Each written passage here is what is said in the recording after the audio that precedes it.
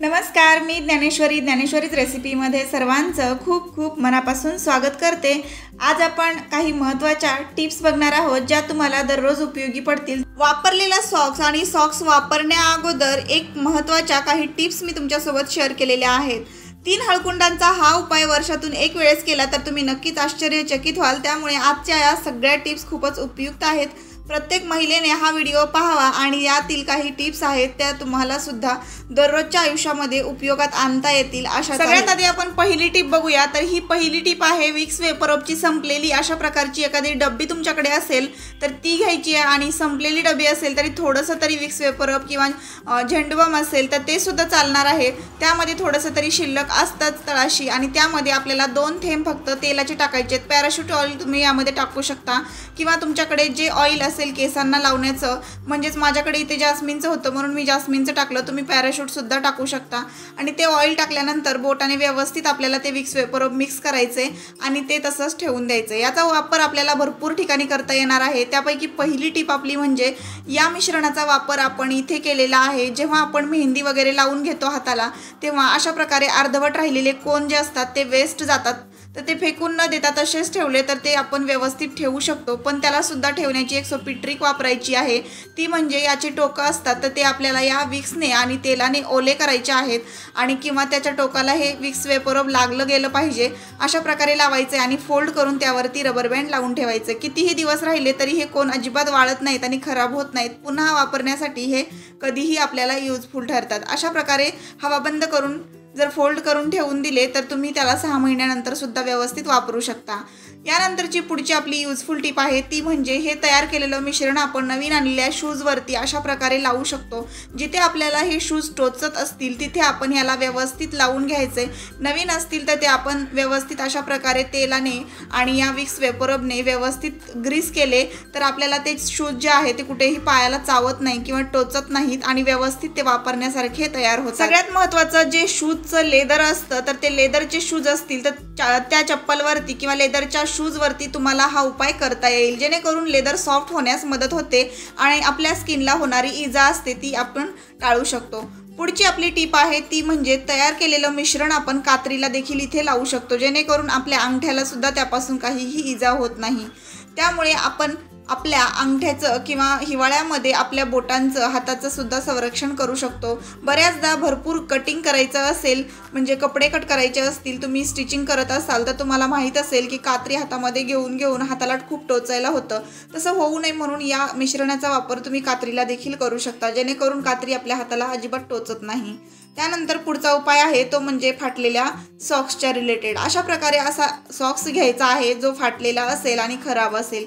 तो सॉक्स आपल्याला हातामध्ये घालायचा आहे। हातामध्ये सॉक्स घालण्या अगोदर मी सॉक्समध्ये थोडंसं पाऊंड्स पावडर टाकून घेतलं होतं, जेणेकरून आपल्याला या सॉक्सचा छान सुगंधित असा वास येईल आणि आपल्याला या सॉक्सपासून अशा प्रकारे अडीअडचणीच्या वेळेस म्हणजे घाईमध्ये आपण जेव्हा कुठेही बाहेर निघालेलो असतो तेव्हा अचानक लक्षात येतं चप्पल आपली स्वच्छ नाही आहे किंवा आपण त्याला धुवायला विसरलो आहोत किंवा साफ करून ठेवलेली नाही, तेव्हा आपण हा सॉक्स हातामध्ये घालायचा आहे आणि बघा यामध्ये आधीच तुम्ही पावडर टाकून ठेवली तर अगदी काम सोपं होणार आहे। सॉक्स उचलायचा म्हणजेच हा जुना सॉक्स हातामध्ये घालायचा, त्यावर थोडंसं पाणी स्प्रे करायचं किंवा हातावर पाणी शिंपडलं थोडंसं आणि सॉक्स ओला केला तरी चालेल आणि त्यानेच आपल्याला ही चप्पल आहे ती हातानेच पुसून घ्यायची आहे। सॉक्सला यावरची धूळ लागली जाते आणि पाऊंड्स पावडरचा वास देखील आपल्या चप्पलला लागला जातो। दोन्ही चप्पल छान अशा ओलसर झाल्या पण पुसून घेतलेल्या आहे, धुळीचा थर व्यवस्थित निघून गेला, त्यामुळे आपल्या चप्पल सुद्धा स्वच्छ झालेल्या आहेत। अशा प्रकारे स्वच्छ अशा चप्पल धुण्यासाठी आपल्याला लागणारा जो वेळ होता तो आपला वाचलेला आहे आणि पाऊंड्स पावडरमुळे चप्पलचा सुगंधित असा वास येतोय। बऱ्याचदा लेदरची चप्पल असेल किंवा कापडी असेल वास आल्याशिवाय राहत नाही, त्यामुळेच तुम्ही अशा प्रकारे पाऊंड्स पावडरचा उपाय करून बघा। नक्की चप्पल अशी छान स्वच्छ तर होईलच पण वासाने सुद्धा सुंदर अशी होईल, वास येईल त्याचा छान असा। तर त्यानंतरची पुढची टिप आहे अशा प्रकारे लाकडी उलथणं माझं खराब झालेलं आहे। तुमच्याकडे सुद्धा एखादा स्पॅच्युला लाकडी असेल, खराब झाला असेल किंवा उलथणं असेल लाकडी तर ते खराब होतंच, तर ते लाकडी झालेलं खराब झालेलं उलथणं कधीही फेकून देऊ नका। तर त्याला असंच ठेवून द्या, कारण याचा भरपूर छान असा उपयोग मी तुम्हाला दाखवलेला आहे, जेणेकरून तुम्हाला याचा उपयोग वारंवार करता येईल आणि अशा प्रकारच्या खराब वस्तूसुद्धा आपल्याला पुन्हा उपयोगात आणता येतात। इथे आपल्याला घ्यायचा आहे थोडासा कापूस आणि कापसाला घ्यायचा आहे असं स्प्रेड करून आणि आपल्या उलथण्यावरती त्याला गुंडाळून घ्यायचंय। गुंडाळून घेतल्यानंतर त्यावरती 2 रबर बँड लावून मी कापूस असा टाईट फिटिंग करून घेतलेला आहे। आपल्या उलथण्यावरती थोडंसं पाणी स्प्रे करायचंय, त्यावरती थोडंसं पाऊंड्स पावडर टाकायचं आहे। पाऊंड्स पावडर टाकल्यानंतर आपल्याला ह्या पावडरनेच अशा प्रकारे घरात असलेले खराब आणि तेलकट चिकट झालेले व्हाईट बोर्ड असतात आपले, म्हणजे लाईटचे जे बोर्ड असतात ते व्हाईटच कलरचे शक्यतो असतात आणि हे व्हाईट बोर्ड आपल्याला अगदी चकचकीत आणि स्वच्छ पांढरे शुभ्र करायचे असतील तर या उलथण्याचा वापर करून आपण हे असे स्वच्छ करू शकतो। आणि बघू शकता इथे मी लाईटचे बटन जे आहेत ते बंद केलेले आहेत। चालू बटन ठेवून आपण हे क्लिनिंगचं काम करायचं नाही आणि आपल्या हातामध्ये लाकडी स्पॅच्युला आहे म्हणजेच उलथणा आहे, त्यामुळे आपल्याला करंट लागण्याची अजिबात भीती नसते। त्यामुळे आपण अशा प्रकारे क्लिनिंग करण्यासाठी लाकडी कोणत्याही वस्तूचा वापर करू शकतो, जेणेकरून आपल्याला इथे जराशी करंट वगैरे उतरण्याची भीती राहत नाही, कारण इथे जे होल असतात तर त्या होलमधून कधीही करंट येऊ शकतो। थोडंसं ओलसर केलेला हा कापूस आहे, पण आपल्याला अजिबात घाबरायची गरज नाही, कारण आपल्या हातामध्ये लाकडी वस्तू असल्यामुळे आपल्याला अजिबात करंट लागणार नाही। आणि त्यानंतर थोडासा कोरडा कापूस घ्यायचा आहे आणि त्याने नंतर वरती जे काही राहिलेलं असेल थोडंफार किंवा कापसाचं जर काही चिटकलं असेल तर ते पूर्ण काढून घ्यायचं आहे। बघा इथे हात न लावताच मी हे बोर्ड जे आहे ते अगदी तेलकट चिकट झालेले होते आणि त्याला मी स्वच्छ सुद्धा करून घेतलंय। किती सोपी ट्रिक आहे, नक्कीच तुम्हाला आवडली असेल तर व्हिडिओला आत्ताच लाईक करा। माझ्या सगळ्या टिप्स तुम्हाला आवडतील अशाच मी आज शेअर केलेल्या आहेत, युजफुल आहेत। जर पूर्ण व्हिडिओ बघितल्यानंतर तुम्हाला व्हिडिओ आवडला तर व्हिडिओला लाईक करा, शेअर करा, कमेंट करा आणि कमेंटमध्ये मला नक्की सांगा की तुम्ही माझा हा व्हिडिओ कुठल्या गावातून आणि कुठल्या शहरातून बघत आहात ते। आणि सगळ्यात महत्त्वाचं म्हणजे आजच्या या सगळ्या टिप्स आहेत ते प्रत्येक गृहिणीला उपयोगी पडतील, पण जर टिप्स तुम्हाला आवडल्या तर तुमच्या मित्रपरिवारासोबत हा व्हिडिओ नक्की शेअर करा। सगळ्यात आधी आपण आता टिप बघतोय पुढची, ती म्हणजे घरामध्ये पडलेले संपलेले शॅम्पू असतात तर ते संपलेले शॅम्पूच्या पुड्या असतात ना, तर त्या पुड्या घ्यायच्या आहे, त्यामध्ये थोडाफार शॅम्पू शिल्लक असतो, त्याने आपण आपल्या घरामध्ये असलेल्या ज्या बॅग आहेत, ऑफिस बॅग असतील, स्कूल बॅग असतील किंवा बाहेरगावी जाण्याच्या कोणत्याही बॅग असतील, त्याला झिप तर असतातच, त्याच्या झिप ज्या असतात त्या कधीही आपल्या स्लिप होऊ शकतात किंवा खराब होऊ शकतात। तर असं होऊ नये म्हणून आपल्याला त्यावरती थोडा थोडा शॅम्पू टाकून ठेवायचा आहे। शॅम्पू टाकल्यामुळे पुन्हा एकदा आपल्या ज्या झिप आहेत त्या व्यवस्थित चालायला लागतात आणि या खराब देखील होत नाहीत लवकर। त्यामुळे थोडा थोडा शॅम्पू यावर टाकून ठेवा। हवं तर नवीन शॅम्पूची पुडी फोडू शकता, पण मी इथे काही गरज वाटली नाही, अगदी थोडासाच लागणार होता आणि वापरला गेलेल्या शॅम्पूच्या पाऊचमध्ये थोडासा निघतही होता म्हणून मी तोच वापरलेला आहे। तुम्ही इथे बघू शकता अगदी 2 सेकंदात आपण ही जीप जी आहे ती चांगली नव्यासारखी रिपेअर करून घेतलेली आहे। आणि पुढची आपली टिप म्हणजे अशा प्रकारे जीप जी असते त्याला छोटंसं एक स्टीलचं हँडल असतं ज्याला धरून आपण जीप मागे पुढे करू शकतो, तर ते जर तुटलं तर आपल्याला काहीच करता येत नाही। त्यावेळी आपण एखादी सेफ्टी पिन त्यामध्ये अडकवून अशा प्रकारच्या एखाद्या टूलने थोडंसं दाबून घ्यायचंय आणि ही जीप आपल्याला पहिल्यासारखीच करून ठेवायची आहे, म्हणजेच आपली सेफ्टी पिन बाहेर येत नाही आणि त्याचा वापर करून आपण आपली जीप लावू किंवा उघडवू शकतो। त्यानंतर पुढची टिप आहे ती म्हणजे अशा प्रकारची पक्कड असते बघा आपल्याकडे, तर या पक्कडनेच मी आता जीप सुद्धा दाबली होती। तर त्यानंतर ही पक्कड जी आहे ती आपल्याला वर्षातून 3-4 वेळेस तरी बाहेर काढायची आणि याचा वापर वारंवार होत असतो। त्यावरती थोडंसं आपल्याला काय लावायचंय, व्हॅसलिनचं मॉइश्चरायझर लावायचं आहे। माझ्याकडे इथे पाऊंड्सचं होतं, मी ते लावलंय, कोणतंही लावू शकता। आणि यामध्ये थोडंसं ऑइल सुद्धा टाकून ठेवायचं, जेणेकरून यावरती सगळं ऑइल आणि मॉइश्चरायझर लावल्यामुळे ही पक्कड लवकर खराब होत नाही, गंज सुद्धा यावरती चढत नाही। त्यानंतरची आपली पुढची टिप आहे ती म्हणजे घरामध्ये नको असलेले स्वेटर आणि आपल्याकडे भरपूर ढिगारा असतो स्वेटरचा आणि घरामध्ये पडलेल्या जॅकेट्सचा।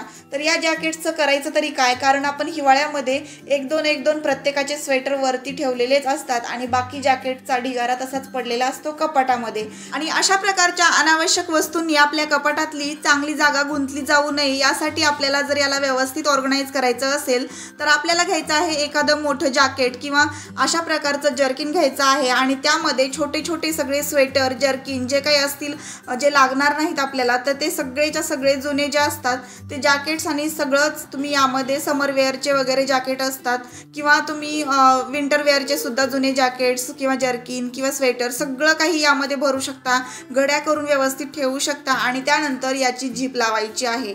बघू शकता हे जर्किन जे आहे ते स्लीवलेस असल्यामुळे स्लीव फोल्ड करायची मला गरज पडली नाही। आता मी याला ठेवतानाच बॉटमच्या साईडला ठेवले होते सगळे जॅकेट्स आणि जर्किन, तर त्यामुळे मग झिप लावल्यानंतर ते आतमध्येच अटकले गेले आणि वरची जी फोल्डिंग होती त्याचं जे हुड होतं ते अशा प्रकारे मी आतमध्ये टाकले आणि बघा इथे जी बॉटमची साईड होती ती ओपन होती आणि त्यामधून मला ते आतमध्ये टाकता आलं। पुन्हा तुम्ही म्हणाल की याला ठेवायचं कसं, तर पुन्हा याला अगदी व्यवस्थित पॅक करण्यासाठी तुटलेला मी इथे बेल्ट वापरलाय। घरामध्ये तुटलेले भरपूर बेल्ट असतात, मुलांचे असतील मुलींचे असतील, खूप सारे बेल्ट आपल्याला शोधून बघा सापडतील तुम्हाला सुद्धा, कारण माझ्याकडे सुद्धा भरपूर आहेत। प्रत्येकच नवीन ड्रेसवरती पॅन्ट जी असते जीन्सची त्यावरती बेल्ट हे आलेलेच असतात किंवा आपण त्यावरती नवीन बेल्ट वगैरे घेतच असतो। तर अशा प्रकारचे जीन्स असतात, तर त्या जीन्स ज्या असतात त्या फाटल्या जातात पण बेल्ट वगैरे तसेच राहतात।